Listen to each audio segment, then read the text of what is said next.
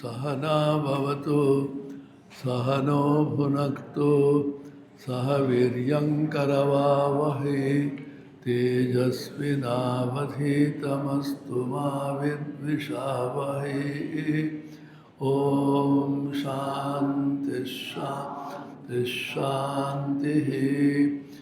ॐ आप्यायन्तु ममाङ्गानि वाक्प्राणश्चक्षुश्रोत्रमथो बलमिन्द्रियाणि च सर्वाणि सर्वं ब्रह्मोपनिषदं माहं ब्रह्म निराकुर्यां मा ब्रह्म निराकरोत्। अनिराकरणमस्त्वनिराकरणं मेस्तु तदात्मनि निरतेयोपनिषत्सु धर्मास्ते मयि सन्तु ते मयि सन्तु। ॐ शान्ति शान्ति शान्तिः। हरिः ओम तत्सत्। द्वितीय खंड আমরা শুরু করেছিলাম। শিষ্যকে গুরু বলছেন, যদি মনে করিস আমি ব্রহ্মকে জেনেছি, ব্রহ্মের সামান্য অংশ মাত্র তুই জেনেছিস। ভালো করে ভেবে উত্তর দে। মীমাংস্যমেবতে, মীমাংস্য মানে এটাকে ভালো করে বিচার করা উচিত। মীমাংস্যম ব্রহ্ম বিচারে, ব্রহ্ম বিচার্য, বিচার্য মানে বিচার করা উচিত। তখন আচার্যের বাক্য শুনে শিষ্য একান্তে সমাহিত চিত্তে বিচার করা বললেন, মন্যে বিদিতম, আমার মনে হয় ব্রহ্ম আমি জেনেছি। তারপরেই বলছেন, শিষ্য নিজ ব্রহ্মজ্ঞানে পরিচয় দিচ্ছেন। সুন্দর একটি কথা, নাহম মন্যে সুবেদেতি নো ন বেদেতি বেদ চ यो नस्तद्वेद तद्वेद नो न भेदेति भेद च। এটা গূঢ় তাৎপর্য কতবার একটু শুরু করেছিলাম। নাহম মন্যে সুবেদ ইতি, আমি মনে করি না, না মন্যে সুবেদ, ভালো করে ব্রহ্মকে জানি বলে আমি মনে করি না। নো ন বেদেতি বেদ চ, না বেদ ইতি নো। কি হলো অর্থ? আমি ব্রহ্মকে ভালো করে জেনেছি তাও না, ব্রহ্মকে ভালো করে জানি না তাও না। তাহলে দাঁড়ালো কোথায়? নো ন বেদেতি বেদ চ। এখানে গম্ভীরঞ্জনটা দেখুন, শিষ্য নিজ ব্রহ্মজ্ঞানে পরিচয় দিতেছেন। সুবেদ ইতি অহম ন মন্যে, উত্তম রূপে ব্রহ্মকে জানিয়াছি ইহা আমি মনে করি না। অর্থাৎ না বেদ ইতি নো, জানি না ইহাও মনে করি না। বেদ চ, আমি জানি তাহাও মনে করি না। আমাদের মধ্যে নাহা ইহা নো ন বেদ বেদ চ, জানি না যে তাহা নহে এবং জানি যে তাহাও নেই। ইতি এই বাণী জানেন, তিনি ব্রহ্মকে ভালো করে জানেন। এটা ধান্দার মতো।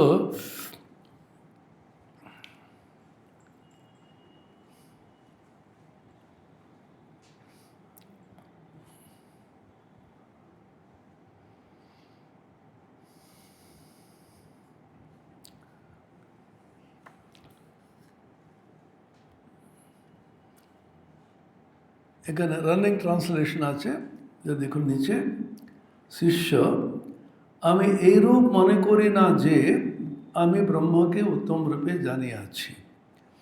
অর্থাৎ জানি না ইহাও মনে করি না এবং জানি ইহাও মনে করি না। উত্তম রূপে ব্রহ্মকে জানিয়াছি বলে আমি মনে করি না, তার অর্থ হলো জেনেছিও বলবো না, না জানি তাও বলবো না। আমাদেরও কিন্তু একটু চিন্তা করে দেখেন, আমাকে একটু বলতে দেবেন তো, পরে আপনি বলুন। সকলে একসঙ্গে বললে, আপনি তো উত্তম শিষ্য, একটু গূঢ়ভাবে ভাবতে হবে এটা। আমাদের দেখুন, আমরা কিন্তু আত্মাকে জেনেছি কি জানিনি? আপনি উত্তর দেন এখন। জানি না বলতে পারবেন না। প্রতি মুহূর্তে আমি আমি আমি করে যাচ্ছি না। আমিটা কে? আমি মানে আত্মা। কিন্তু আত্মাকে শরীর বলে ভাবি, আত্মাকে মন বলে ভাবি, আত্মাকে ইন্দ্রিয় বলে ভাবি, কিন্তু আত্মাকে তো চিনি আমরা। আত্মাকে কি রূপে চিনি আলাদা কথা। আমি শরীরকে ইন্দ্রিয় বলে মনে করি, আত্মা বলে মনে করি। উফ বাবা, কি ব্যথা এখানে পেটে। আমার ব্যথা, তোমার কি ব্যথা? তোমার শরীরের ব্যথা। তাহলে তোমার আমার ব্যথা কেন বলছো? অর্থাৎ আত্মাকে শরীরের সঙ্গে ওই মুহূর্তে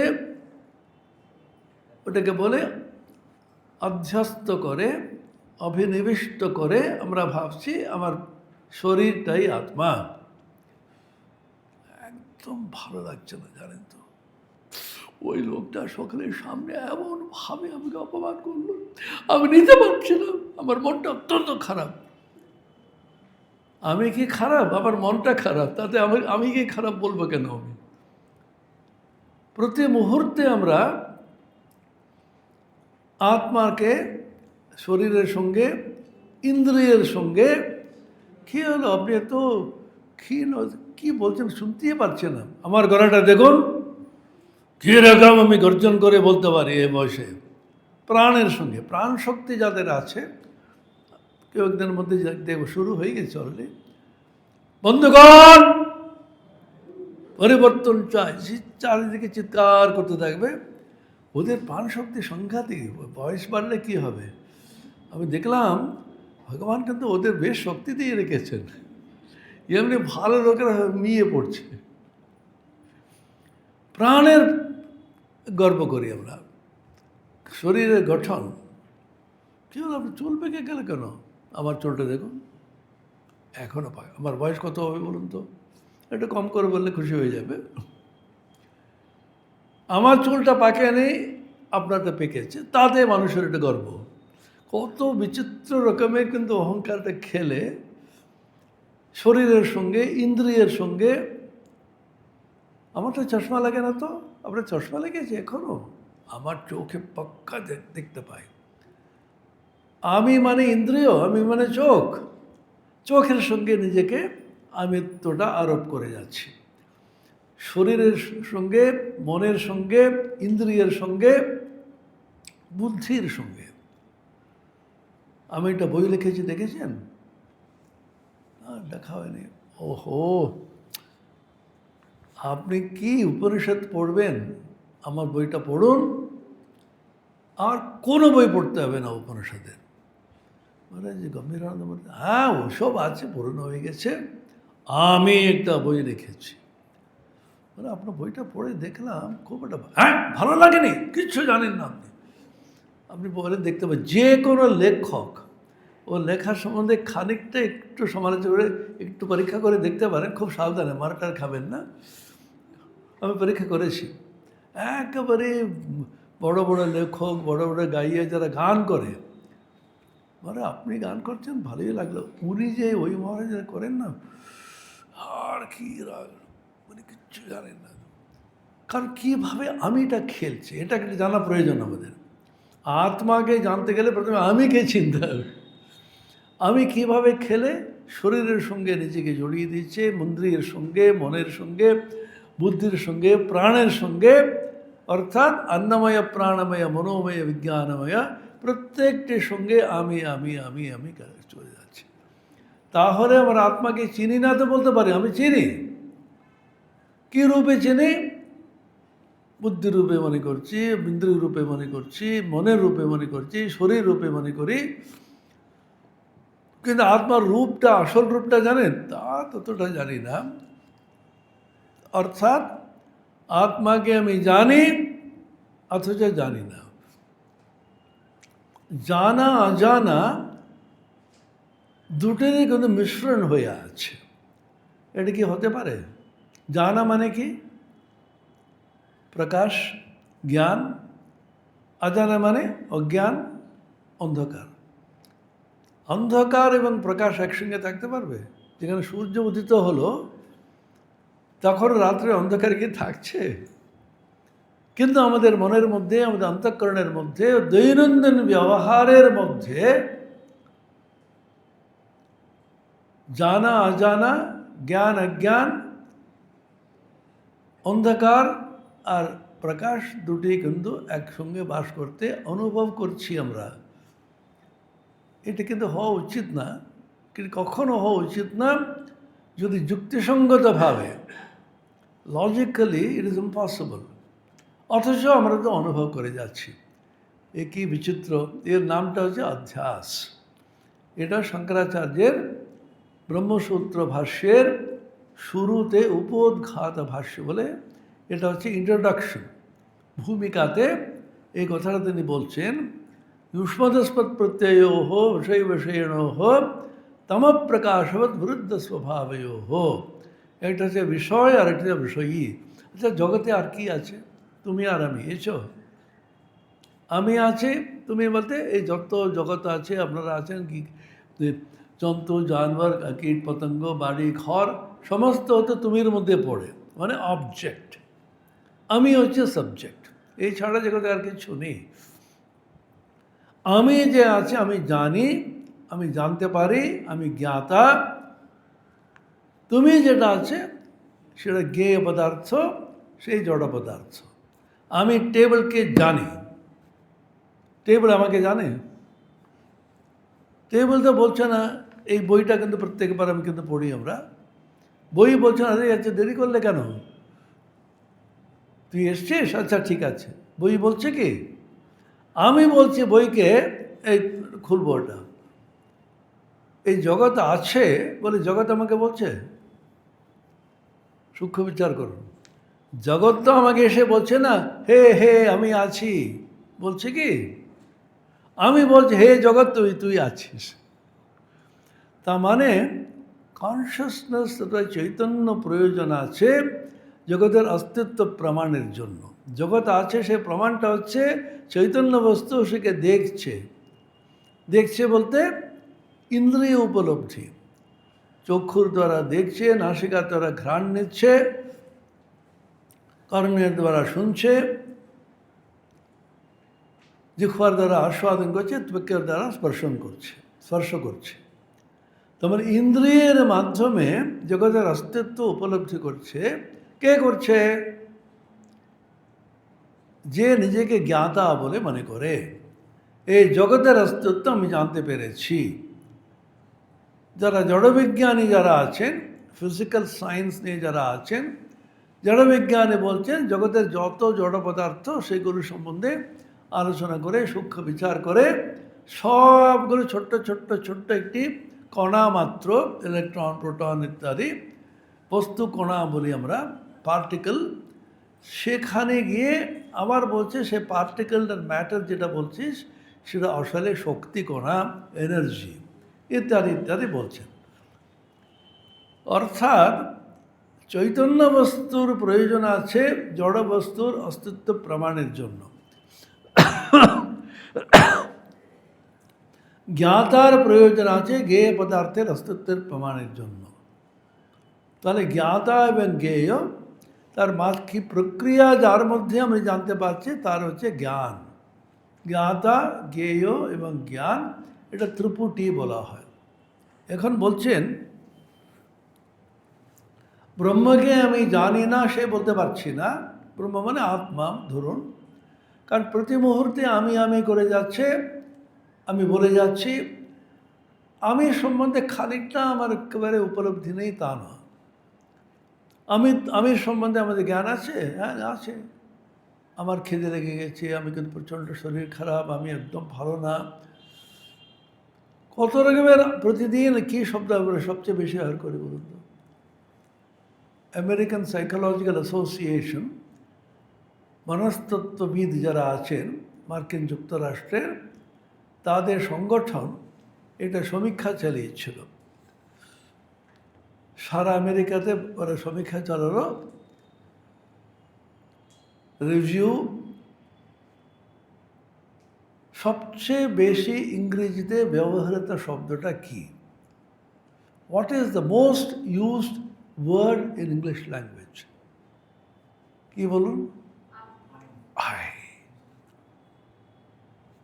টক টক টক। কে? আমি। কেউ তো নাম বলবে না। কে তুমি? তখন নাম বলবে। সাধারণত আমরা জানি বাবা মা, ওদের গলাটা চিনতে পারি। হ্যাঁ, আচ্ছা আমি বলছি, কখনো বলবেন না নাম। সেজন্য উপনিষদ বলে, দৈনন্দিন জীবন থেকে উপনিষদ বলছেন আত্মার নাম যদি হয়, আত্মার নাম হচ্ছে অহম। আমি হচ্ছে আত্মার নাম। ব্রহ্মের নামটা জানেন? বলেছি, আমি ক্লাসও করেছি আমরা। ব্রহ্মের নাম কি? ওম ইত্যেতদিদম সর্বম। ওম হচ্ছে ব্রহ্মের নাম। অহম হচ্ছে আত্মার নাম, ওম হচ্ছে ব্রহ্মের নাম। ব্রহ্ম আর আত্মা কিন্তু অভেদ, অভিন্ন। সেজন্য অহম যেটা আছে সেটাই ব্রহ্ম। আয়াম আত্মা ব্রহ্ম, অহম ব্রহ্মাস্মি। সেজন্য শিষ্য বলছেন আমি কিন্তু ব্রহ্মকে একেবারে জানি না বলতে পারছি না। সুবেদ ইতি অহম ন মন্যে। আমি উত্তম রূপে ব্রহ্মকে জেনেছি বলে আমি বলতে পারছি না। অর্থাৎ না জানি না ইহাও মনে করি না, জানি সেও মনে করি না। উত্তম রূপে ব্রহ্মকে আমি জেনেছি বলে মনে করি না, এই বাক্যের অর্থটা বলছেন আমি জানি মনে করি না, জানি নাও মনে করি না। অর্থাৎ আমি জানি, জানি না, এটা সম্মিশ্রণের মধ্যে একটা জ্ঞান আমার হচ্ছে। ওটা জ্ঞান বলবেন, অজ্ঞান বলবেন। জ্ঞান অজ্ঞানের অদ্ভুত মিশ্রণ, তমপ্রকাশের অদ্ভুত মিশ্রণ, আলো অন্ধকারের কিন্তু সহাবাস। সেটা কখনো হতে পারে না। না ভবিতুম যুক্তম।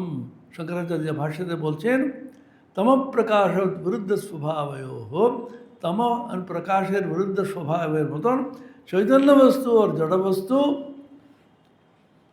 युष्मत् अस्मत् प्रत्यय गोचर বিষয় এবং বিষয়ী চৈতন্য বস্তু আর জড় বস্তু দুটোই কিন্তু একসঙ্গে কখনো থাকতে পারে না। চৈতন্যকে দেখলে জড়কে দেখবে না, জড়কে দেখলে চৈতন্যকে দেখবে না। অথচ দৈনন্দিন জীবনে আমরা দেখতে পাচ্ছি। সেটা কি ব্যাখ্যা দেবেন? কিছু ব্যাখ্যা দিতে পারবো না বলে একটা ব্যাখ্যা আছে। তার নাম একটা দিতে হবে, তার কারণটা হচ্ছে অধ্যাস। অধ্যাস শব্দটাকে নাম দিয়েছেন অবিদ্যা। জড়বস্তুর উপরে চৈতন্যের ধর্মগুলো আরোপ করে যাচ্ছি। কীরকম? এই শরীর জড়বস্তু তো নাকি?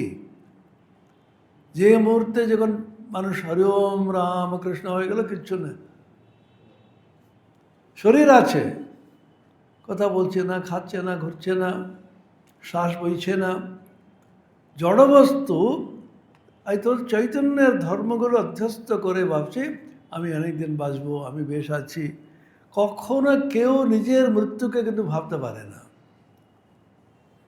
হ্যাঁ, আচ্ছা, হ্যাঁ, চলে গেলেন কবে?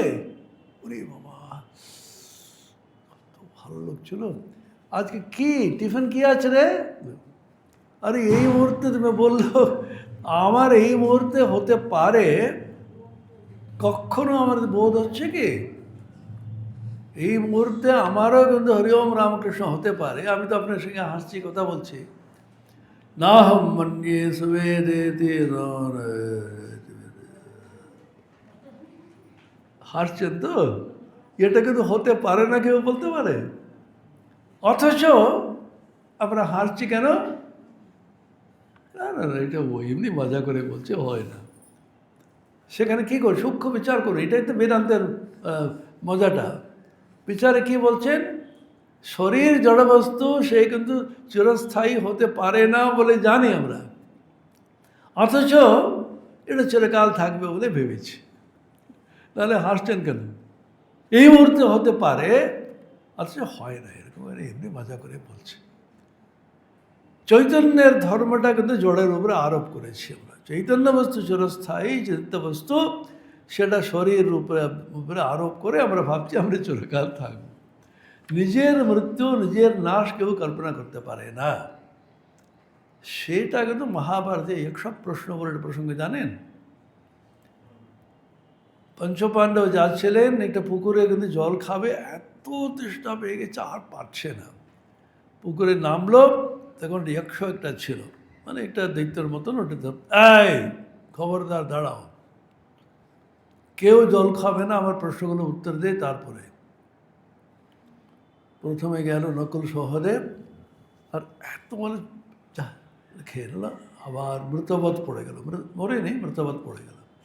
এক এক করে গেল, শেষে যুধিষ্ঠির জ্যেষ্ঠ ভ্রাতা, অত্যন্ত বুদ্ধিমান বিচক্ষণ, উনি বললেন ঠিক আছে, প্রশ্নগুলো কর, আমি উত্তর দেব।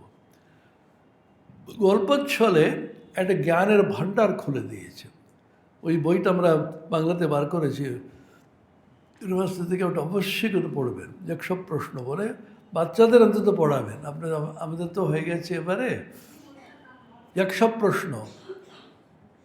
100 মানে বাংলাদেশ যক্ষ বলে, মহাভারতের অংশ এটা। ছোট ছোট প্রশ্ন করেছে, যুধিষ্ঠিরের অসাধারণ উত্তর। তার মধ্যে একটি প্রশ্ন, কিম আশ্চর্যম, আচ্ছা জগতের সবচেয়ে বড় আশ্চর্য কী আছে বলো তো? উত্তরটা হলো, অহন্যহনি ভূতানি গচ্ছন্তি যম মন্দিরম শেষা স্থিরত্বমিচ্ছন্তি কিমাশ্চর্যমতঃ পরম। অহনি অহনি, প্রতিদিনে দিনে ভূতানি যম মন্দিরম গচ্ছন্তি, সমস্ত ভূতবর্গ যারাই কিন্তু জাত, যারাই কিন্তু প্রাণ আছে, কোথায় যাচ্ছে? যমের বাড়িতে প্রবেশ করে। প্রতি মুহূর্তে আমরা দেখছি, কাগজ খুললেই দেখছি, টিভি দেখলেই দেখছি, শুনছিও প্রচুর। আর আমরা বালি অঞ্চলে থাকি বলে এখানে 2টি শ্মশান আছে। যখনই এদিকে যায়, একটা যাবে, একটা দুটো যাবেই। সকলে থাকলে তো পৃথিবীতে জায়গায় থাকবে না তো। যুদ্ধ টুদ্ধ হয়ে অনেকেও যাচ্ছে।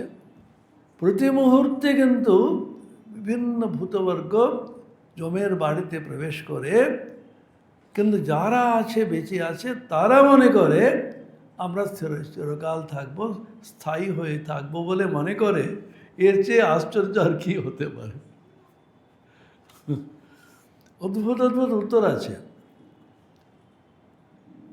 আর একটা প্রশ্ন করছে, কা বার্তা, আমার বলছে খবর কি বলছেন না, এখানে ইদানিং বলে খবর এখন, এসব আছে না খবরের কাগজ, আজ তাক বলে একটা আছে, খবর এখন, তারপরে কী আছে, এমন সময়, এসব আছে। সব প্রশ্ন করছে, কা বার্তা, কী খবর? যুধিষ্ঠির বলছে, আরে দারুণ খবর, জানো তো আমাদের নতুন একটা রাঁধুনি এসছে। হ্যাঁ তাই নাকি? তারপরে কি করলো, এসেই বললো, আমার এই ছোট কড়াইতে হবে না, এত বড় কড়াই আমার চাই। সেখানে রান্না করতে শুরু করলো। अस्मिन् মহামোহময়ে কটাহে, কড়াইয়ের নাম হচ্ছে মহামোহ। মহামোহরও বিশাল কড়াইতে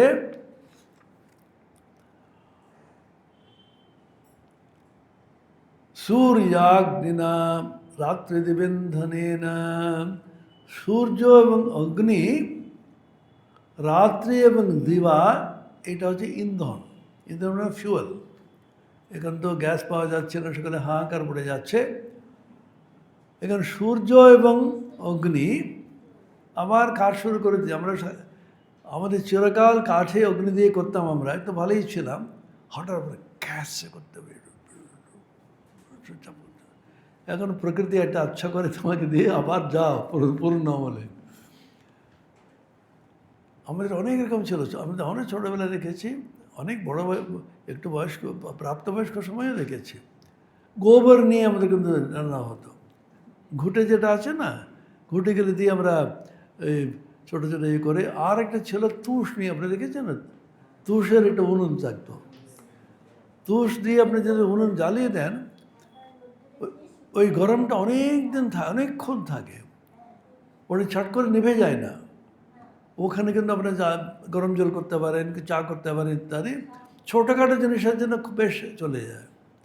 সূর্য এবং অগ্নি রূপ ইন্ধনটা পেল अस्मिन् महामोहमये कटाहे सूर्याग्निना रात्रि दिवेन्धनेन। বড় বড় ইয়ে লাগবে না ওখানে খাটাবার জন্য, হাতা হাতা হাতা আছে, আর একটা কী নাম আছে ওর, কুন্তি, হ্যাঁ, সেটা এমনি এত বড় কড়াইতে ছোটোতে কী হবে, ওটা কি মাসর্ত দর্বি পরিঘট্টনে না, দর্বি মানে বড় বড় কুন্তি, সেটা কি মাস এবং ঋতু, সেটা দিয়ে পরিঘট্টনে না মানে ঘাটানো। যখন খিচুড়ি পায়েস যেগুলো রান্না করেন, সবসময় ঘাটাতে না থাকলে নিচে ধরে যায়, জানেন তো, আবার নিচে ধরলে আবার একটু গন্ধ হয়ে যায়, সেই জন্য সবসময় কিন্তু ঘাটাতে হবে। ঘাটানো মানে অনেক সময় কী হয়, এরকম করে এরকম ফেলে ওটা, এটাকে পরিঘট্ট মানে এটা সারা দিকে এরকম করে করে করে করে ঘাটাতে। মাস এবং ঋতুরূপ বড় বড় খুঁতি নিয়ে ওর পরিঘটন করে যাচ্ছে। কাকে রান্না করছে? ভূতানি কাল পচতি ইতি বার্তা, সমস্ত ভূতবর্গ মানে কে? আমরা সব। আমাদের জন্ম থেকে ওই কড়াইতে ফেলে দিল মহামোহের মধ্যে। সূর্য এবং অগ্নির দ্বারা আমাদের জীবন পরিচালিত। সকালবেলা উঠে সূর্য উঠলো, তখন দাঁত মাজো, চা খাও, আবার অফিসে যাও, এসো, করতে করতে করতে হঠাৎ উঠে দেখলো, স্যার আজকে আপনার শেষ দিন, জানেন তো কালকে থেকে আপনার অবসর। 60 বছর হয়ে গেলো আবার, 60 কারো 65, ঠিক আছে। তারপরে যে মুহূর্তে ওখান থেকে উঠলেন, তারপরে আপনি ওখানে আবার যান পেনশন টেনশনের জন্য, একটা জলও কেউ দেবে না। কারণ আপনি যখন ছিলেন এমন দাপটে চালিয়ে গেছেন। ও আপনি এসছেন, স্যার বসুন বসুন, বসার চেয়ারও নেই, ওখানে চেয়ার আছে, টেনে নিয়ে আসুন না। ও কিন্তু চেয়ারও টেনে দেবে না, একটু জল খাওয়াবে, ওই তো কল আছে, খেয়ে নেন ওখানে, একটু জল দে না, যথেষ্ট জ্বালিয়েছে স্যার, কিচ্ছু করবো না আমার জন্য। মানুষের মন জয় না করলে এই অবস্থাই হবে। যতদিন পদ আছে ততদিন সকলে স্যালুট মারবে, ক্ষমতা যতদিন আছে। ভজ গোবিন্দমিতে বলছেন না, যতক্ষণ শরীরে প্রাণবায়ু বয়ে যাচ্ছে আর যতক্ষণ রোজগার করে যাচ্ছ তুমি, ততক্ষণ তোমার খাতির, এই বাবা এসছেন ক্লান্ত হয়ে ইত্যাদি, মাসে মাসে তো মাইনেটা নিয়ে আসছেন না। সে অবসরপ্রাপ্ত মায়েদেরও দেখেছি কোনো কোনো সময়, বড় ছেলেকে যাই হোক কিন্তু পড়াশোনা করতে পারে না, শরীর খারাপ হয়ে যাচ্ছে, ছোটো ছেলে জুড়ে এই বলছে, মা এত অস্থির হচ্ছিস কেন, তোর তো কাজ করবো কিছু নেই, ছোটো ভাই বেরোচ্ছে, ওকে প্রথমে খাইয়ে তারপরে করবো। আর কি করবে, ওর তো দাম নেই কিছু জগতে, তুমি যতক্ষণ না টাকা নিয়ে আসো ততক্ষণ তোমার দাম। এটা শঙ্করাচার্যের কথা।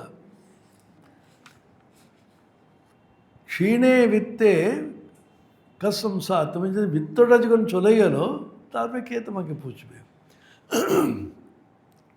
আর যখন প্রাণবায়ু চলে গেল, তখন বলছেন ভার্যা বিভ্যতি তস্মিন কায়ি, যে ভার্যা, যে পত্নী, সেই শরীরের প্রতি এত আসক্তি ছিল এক সময়, এখন বলছে তাড়াতাড়ি নিয়ে যাও, পুড়িয়ে দাও, আমার ভয় লাগছে। মৃতদেহকে বাড়িতে, গৃহস্থ বাড়িতে রাখে না রাত্রে, যাও যত দেরি হোক এটা নিয়ে যাও। ঠাকুরের কথামৃত গল্পগুলো তো আপনি পড়লে ভয় পেয়ে যাবেন। জগতের নিয়ম ওটাই, যতই যাই বলো। ঠাকুর বলছেন দেখো, যতই যাই বলো কেউ কারো নয়, যতদিন আছে আমরা কিন্তু আমার ভাই, আমার আমার পত্নী, আমার পুত্র ইত্যাদি বলে যাচ্ছি। কথামৃত যদি একজন বললো, কথামৃত আগে থেকে পড়তাম, বিয়ে করতামই না আমি, এমন এমন বৈরাগ্যের কথা আছে ওখানে। গুরুদেব বললেন শিষ্যকে, আরে সংসারে কি আছে, অনেকদিন তো হয়ে গেলো, ছেলেপুলে হয়ে গেলো, ওরাও তো দাঁড়িয়ে গেছে, এখন সে ছেড়ে ছুড়ে আমার সঙ্গে যায়, ঈশ্বর ধ্যান করে একটু কাটা। না না গুরুদেব, কী করে বাড়ি করে যাব, আমার পত্নী আমার পুত্র কী স্নেহ করে, কীভাবে যত্ন করে। হ্যাঁ সত্যি সত্যি, আচ্ছা দেখাবো, আচ্ছা আপনি প্রমাণ করুন, ঠিক আছে। এই বড়িটা খেয়ে নে, তখন মৃতবৎ শুয়ে থাকবি, সব শুনতে পাবি, কিন্তু অন্যরা মনে করে তুই মরে গেছিস, সত্যি সত্যি মৃতদেহের চিহ্নগুলো হয়ে যাবে। খেয়ে শুয়ে পড়ল। বাবা চা নিয়ে আসছি।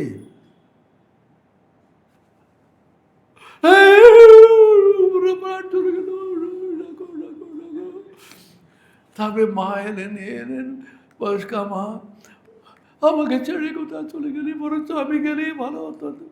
যেত না, তবু বলে আর কি, কেউ শুধু যেতে চায় না। আর একটা গল্প আছে, একজন বুড়ি প্রতিদিন এসে ঠাকুরের কাছে মন্দিরে বলছে, হে ঠাকুর আমাকে নিয়ে চলো, আর কত, আমার তো বয়স তো হলো।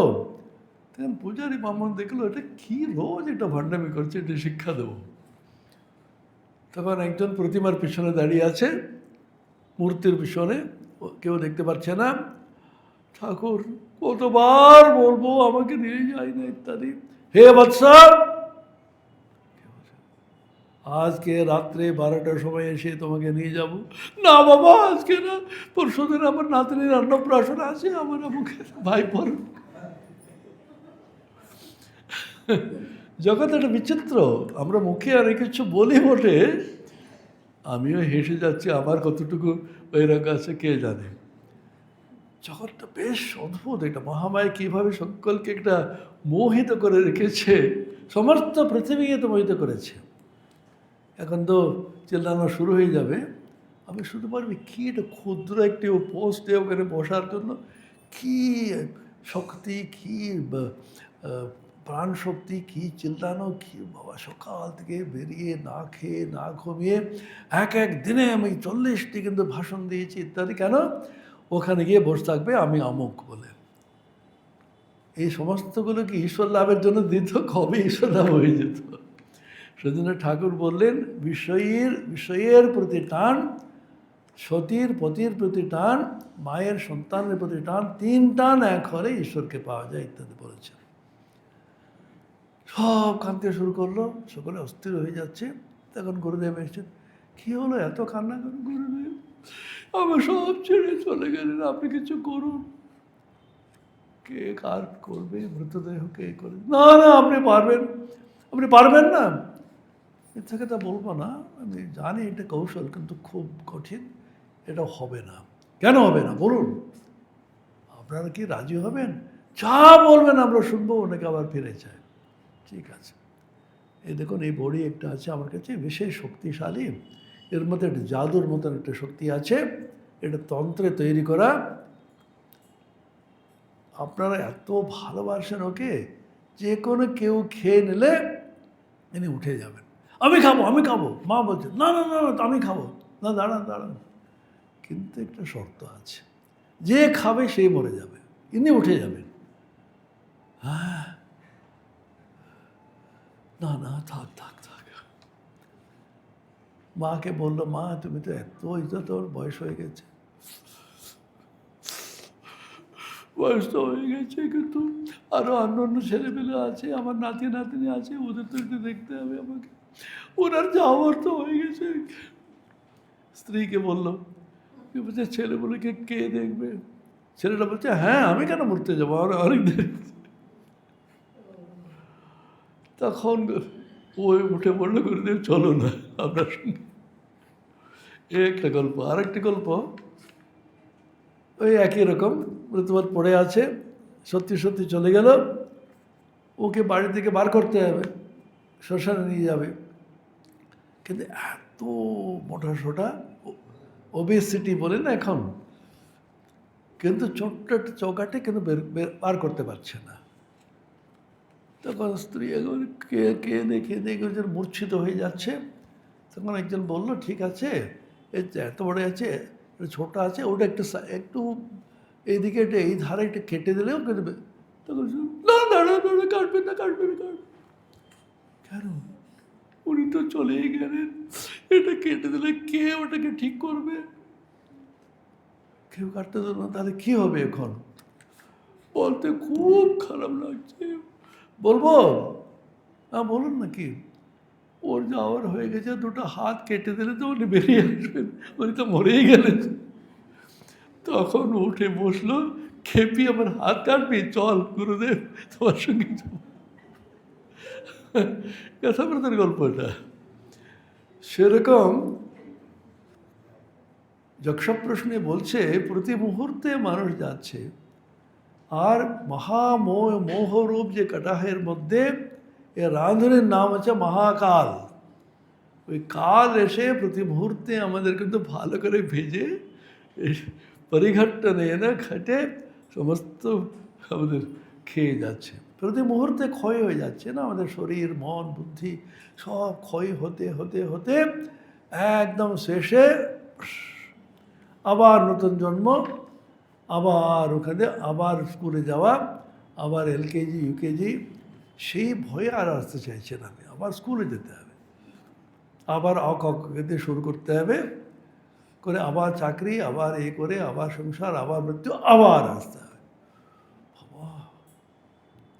পুনরপি জননম পুনরপি মরণম পুনরপি জঠরে পুনরপি জঠরে শয়নম ইহ সংসারে খলু দুস্তারে কৃপয়া পারে পাহি মুরারে ভজ গোবিন্দম গোবিন্দম ভজ মূঢ়মতে সম্প্রাপ্তে সন্নিহিতে কালে নহি নহি রক্ষতি করণে বচন। পুনরপি জননম পুনরপি মরণম পুনরপি জননী জঠরে শয়নম। ক্লান্ত ঘুরে ঘুরে ঘুরে ক্লান্ত যখন হয়ে যাচ্ছেন, তখন কি তো চলো একটু উপনিষদের ক্লাস শুনে আসি। তখন কি উপায়, আমরা কি ভুল করলাম প্রথম থেকে, কি বলুন তো? মারাত্মক এটা ভুল করলাম, যার জন্য ভুগছি আমরা। সেটা কি? জন্মালাম, শরীর ধারণ করে জন্ম নিয়েছি, সেখান থেকে শুরু হলো সমস্যাটা। এখন কি করার আছে?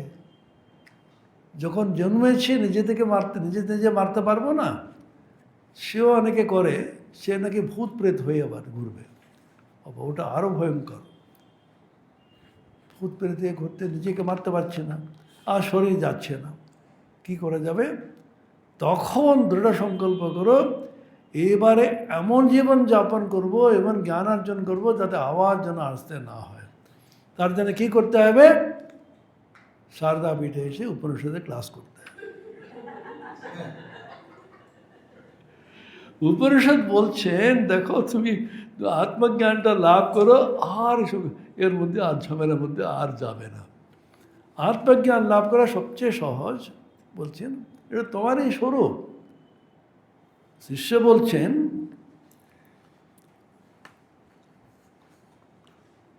আমি এরূপ মনে করি না ব্রহ্মকে উত্তম রূপে জেনেছি, অর্থাৎ জানি না ইহও মনে করি না, এবং জানি ইহও মনে করি না।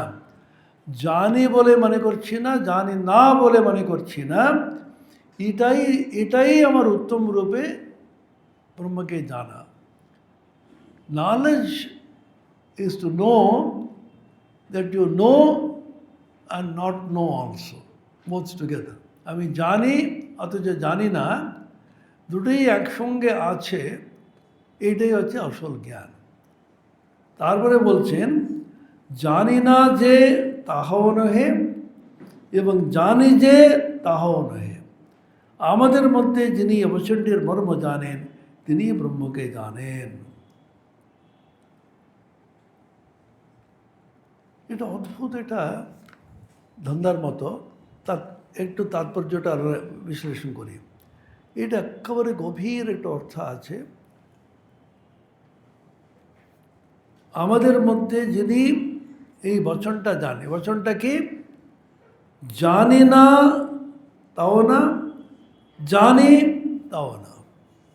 জানি না মানে অজ্ঞান, জানি মানে জ্ঞান।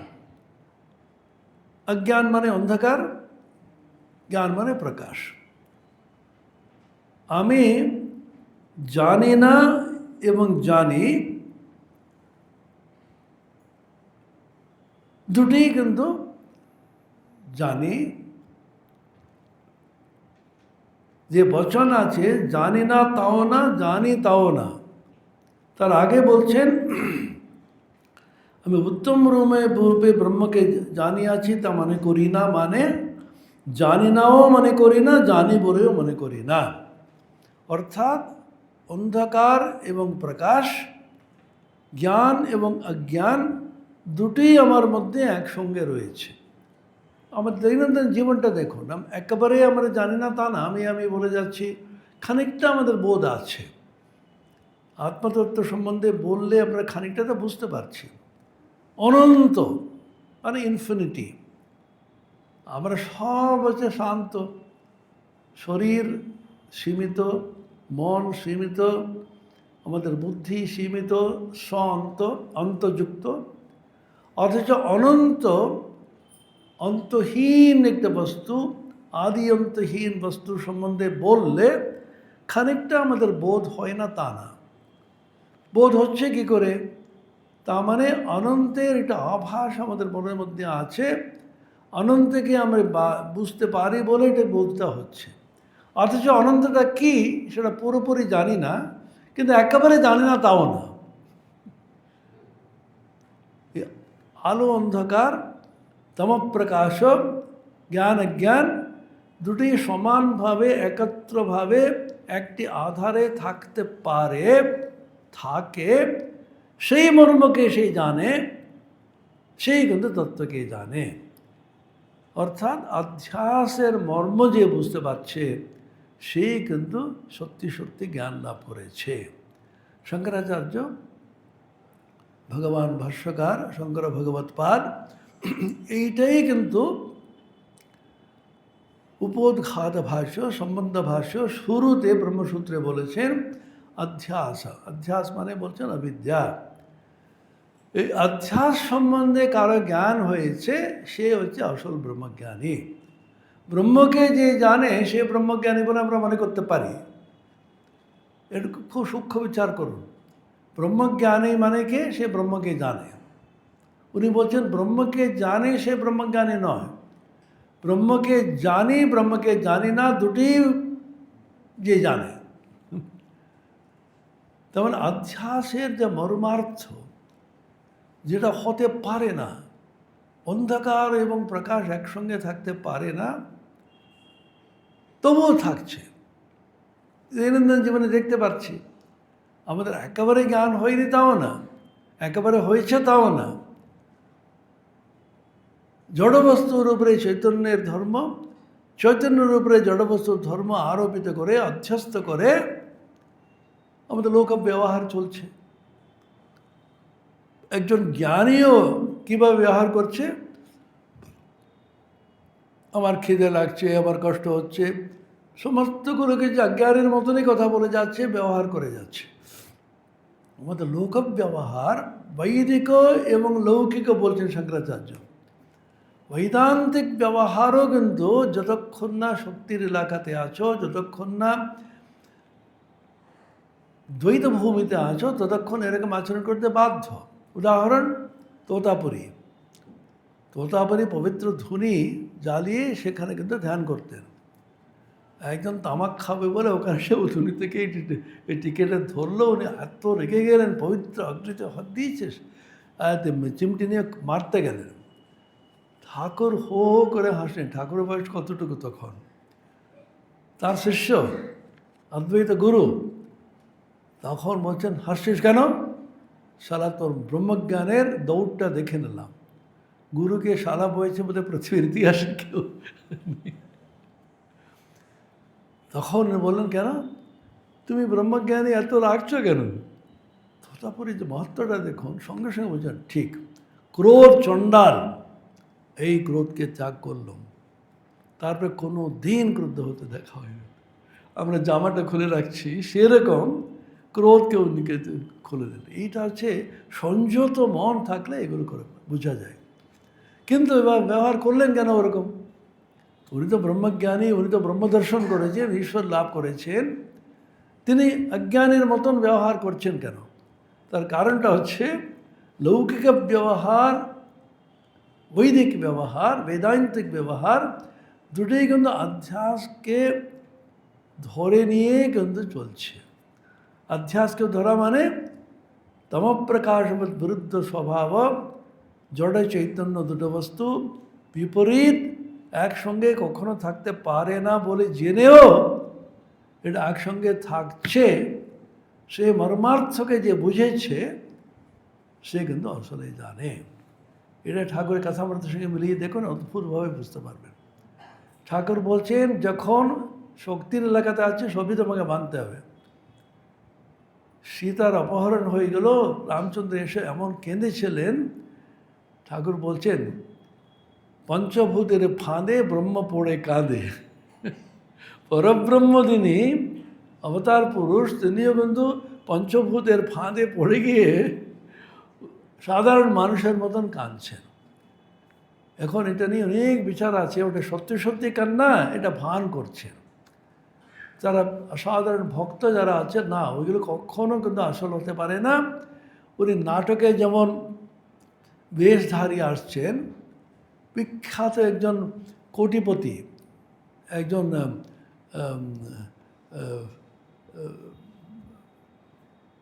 ফিল্ম আর্টিস্ট, তিনি ভিখারির বেশ নিয়ে কিন্তু সিনেমাতে অ্যাকশনের মধ্যে দেখতে পারেন, রিক্সাওয়ালার মতন যাচ্ছে, ভিখারের মতন যাচ্ছে, তখন ও নাটক মাত্র, কিন্তু ও নিজে জানে আমি কিন্তু নয়, আমি তো কোটিপতি।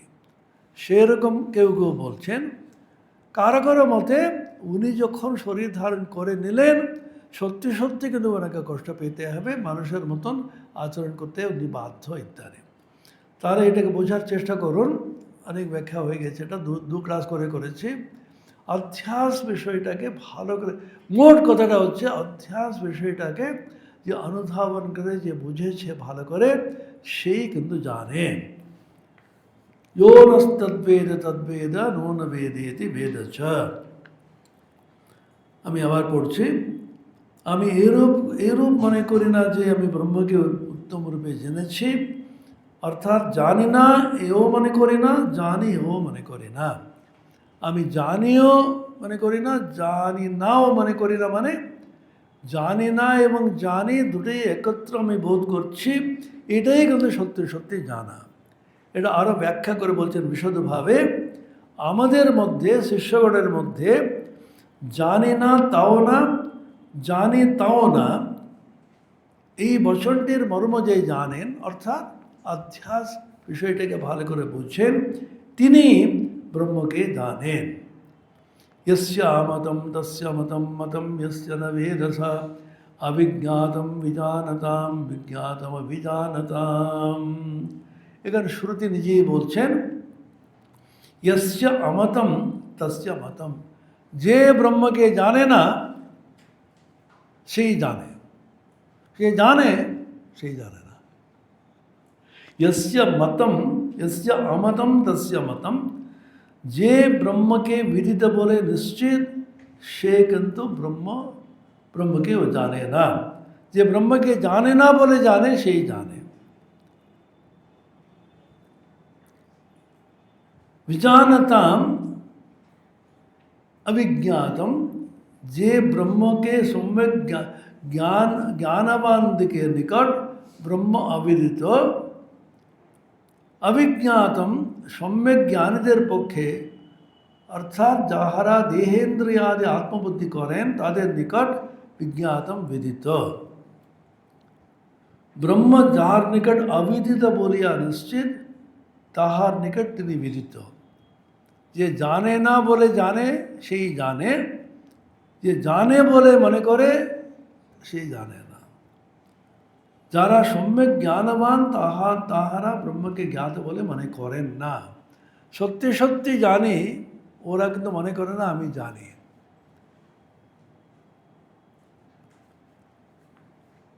প্রথম পাতা কথামৃতের কি আছে?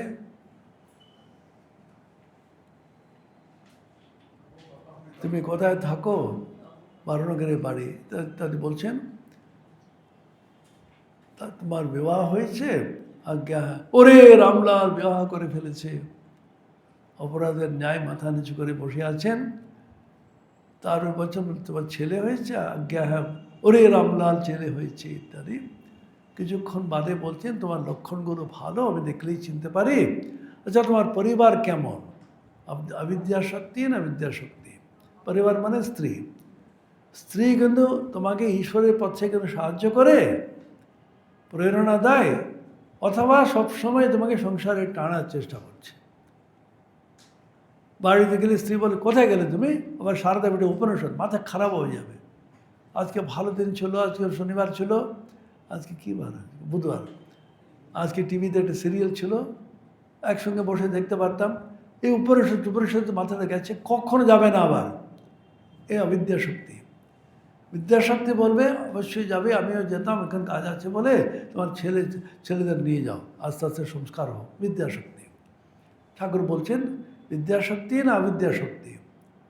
মাস্টারমশাই বলছেন বিদ্যাশক্তি অর্থ তিনি বুঝতে পারিলেন না, কিন্তু বলিলেন আজ্ঞা ভালো, কিন্তু অজ্ঞান। ঠাকুর বিরক্ত হইয়া, আর তুমি জ্ঞানী। মনে পড়ছে? যে জ্ঞানী জানি বলে নিজেকে মনে করে, সে আসলে অজ্ঞানী।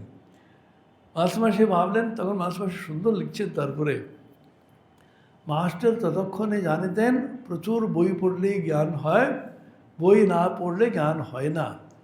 পরবর্তীকালে জানিতে পারিলেন যে ঈশ্বরকে জানাই জ্ঞান, ঈশ্বরকে না জানা অজ্ঞান। সেখানে বলছেন যে সম্যক জ্ঞানবান তারা ব্রহ্মকে জ্ঞাত বলে মনে করেন না, আর যাহারা সম্যক জ্ঞানবান নহেন তাহারাই মনে করেন ব্রহ্মকে আমি জানি। একটা গল্প আছে, সক্রেটিসের নামটা নিশ্চয়ই শুনেছেন। ওকে বিশ্ববিখ্যাত জ্ঞানী বলে বলা হয়। এটা অশরীরী বাণী হয়েছে এথেন্সে, গ্রিসে। Socrates is the wisest man on earth. অশরীরী বাণী, দৈববাণী। সব শুনে অবাক, সব ছুটে ছুটে আসছে, সক্রেটিস কংগ্রাচুলেশনস, দৈববাণী বলেছে তুমি সবচেয়ে বড় জ্ঞানী। সক্রেটিস বলল, আমাকে সম্বন্ধে বলেছে? অনেকক্ষণ বলে, হ্যাঁ ঠিক বলেছে। কেন? যত লোক আছে তার মধ্যে আমি একমাত্র জানি, আমি জানি না বলে। সকলে মনে করে আমি জানি বলছে, আমি জানি না বলে আমি জানি বলে আমাকে জ্ঞানী বলছে। আমরা মনে করি না, হ্যাঁ আমি জানি বলছে। কেউ মনে করবে না আমি জানি না। অভিজ্ঞাতম বিজানতাম, বিজ্ঞাতম অভিজ্ঞানতাম। পরের মন্ত্রটা খুব গুরুত্বপূর্ণ। প্রতিবোধ বিদিতম মতম অমৃতত্বম হি বিন্দতে, আত্মনা বিন্দতে বীর্যম বিদ্যয়া বিন্দতে মৃতম। ব্রহ্ম কীরকম অভিজ্ঞাত থাকেন, তবে জ্ঞানহীনের প্রভেদ কী? বিশেষত জ্ঞানের নিকট অজ্ঞাত, ইহা তো স্ববিরোধী কথা। এইরূপ আশঙ্কার নিবৃত্তির জন্য শ্রুতি বলছেন প্রত্যেকটি বোধের দ্বারা ব্রহ্ম কিন্তু বিদিত হচ্ছে। এটা তো অদ্ভুত কথা। চোখে আমি দেখছি, এখানে এই ছবিটাকে দেখছি, এটা ইন্দ্রিয় গোচর একটি অনুভূতি, অথচ সেই অনুভূতির মাধ্যমে ব্রহ্মই উঁকি মারছেন। ব্রহ্ম অধিষ্ঠাত্র রূপে আছেন বলে আমি এটা দেখতে পাচ্ছি। অর্থাৎ প্রত্যেকটি অনুভূতি যেটা আছে ব্রহ্মের দ্বারাই অনুভূত হয়। Every experience is experienced even by the senses in and through Brahman or Atman. আত্মস্বরূপ আছে বলে সমস্তগুলোকে অনুভূত হচ্ছে আমাদের। ঠাকুরের কথা এত কঠিন করে বলছে, ঠাকুর কি বললেন? এই সমস্ত অনুভব রয়েছে শূন্য শূন্য শূন্য, তার আগে এক আছে বলে এই শূন্যগুলোকে মূল্য আছে।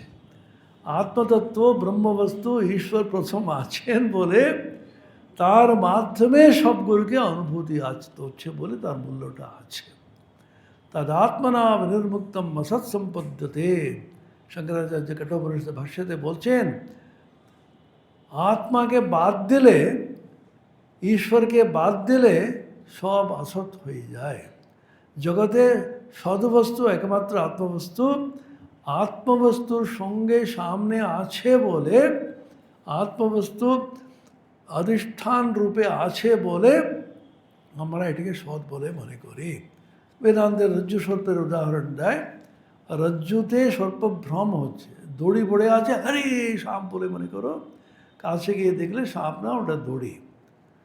কিন্তু এমনি সাপ দেখতে পারতেন না, সাপ রজ্জু না থাকতো আর সাপ হতো না।